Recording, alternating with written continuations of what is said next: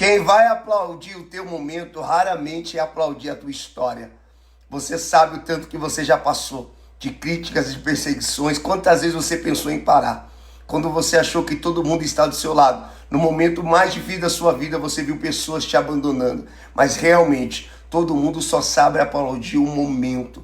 Quando você está lá em cima. Mas ninguém vai estar com você no momento da tua história, no momento de você se levantar. Mas Deus viu quando você estava sofrendo, né, chorando. Deus viu, Ele estava escrevendo. Quando você pensou em desistir, Ele estava escrevendo. Quando você pensou em parar, Ele estava escrevendo.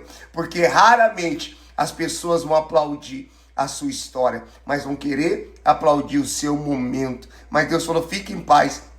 A glória da segunda casa vai ser maior que a primeira. E todos aqueles que viraram as costas para você no momento mais difícil vai ter que ver e aplaudir o teu momento que Deus vai fazer. Em nome de Jesus.